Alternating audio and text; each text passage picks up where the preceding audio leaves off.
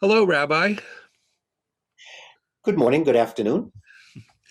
So, in a previous conversation, where we were talking about how Judaism is a guide to everyday living, you mentioned how uh, Judaism has different perspective on lying.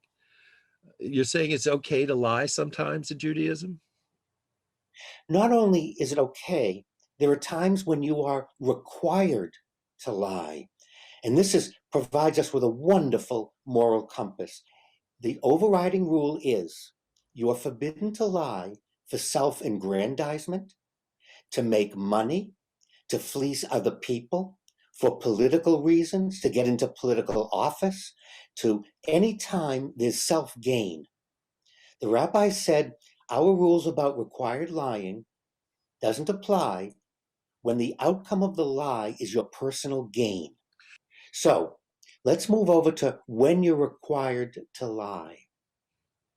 I can't wait to hear this. You're required to lie for Shalom Habayit.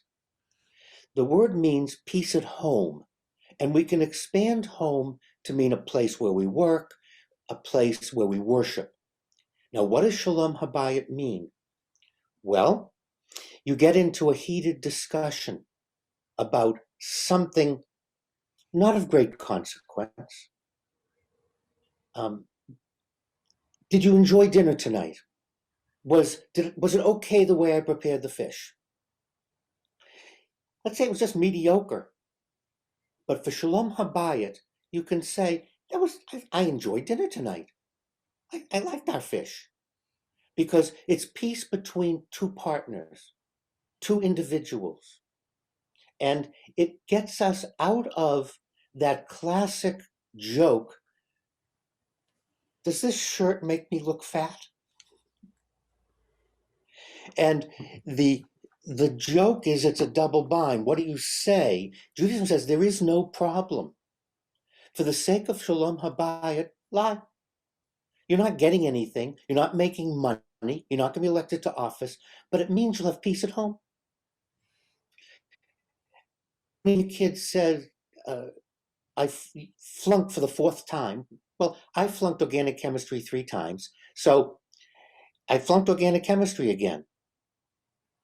Oh, you stupid jerk. Why did you do that? You're never going to go to graduate school, blah, blah, blah, blah. That's not Shalom Habayit. You know, maybe you should consider some other subjects. It's not for you. But I'm okay with you failing. I'm okay.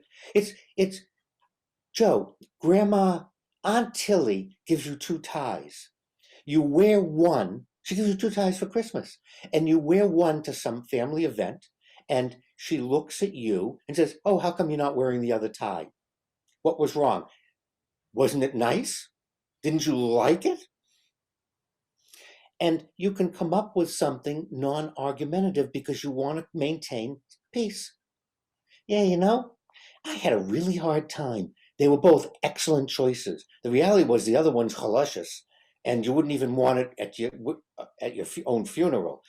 But rather than saying that, a sweater, the ugly Christmas stuff. So Shalom Habayit. But again, you're required in order to maintain peace and stability in relationships, but not if you're gaining something, not if you're doing it because you want some type of a favor from the other person. Doesn't apply. Okay. Next is Pakua. Go ahead. I was going to say, I would occasionally wear both ties at the same time, but The event may not allow you to do that. The next is to save a life,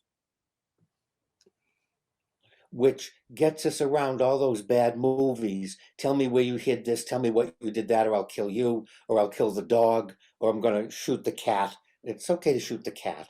You let him do that, but not the dog. You don't let it. It's really very simple. You tell him, Pekuach nefesh, even saving your own life. That's permitted to save your own life. You make up, you lie, whatever it is a person wants from you.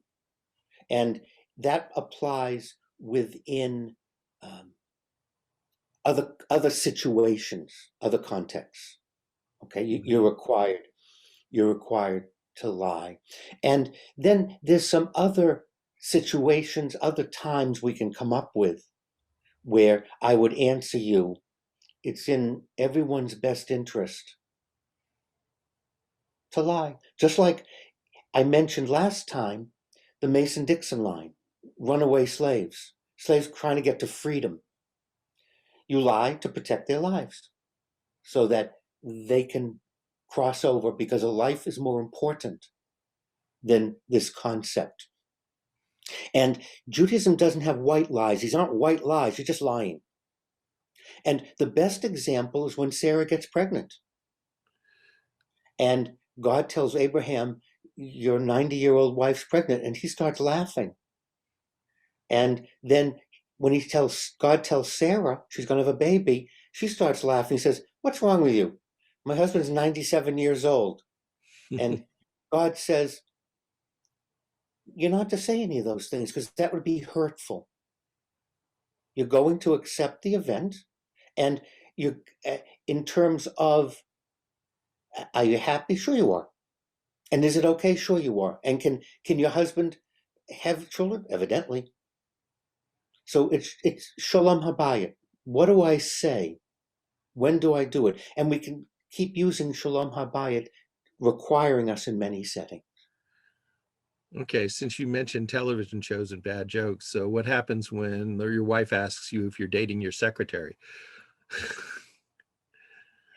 Then you're going to have to tell the truth, because in that case, the lie is for your benefit. You want to get something out of it. You're hiding something, and there's a change in your status, and then that would not be permitted. Okay.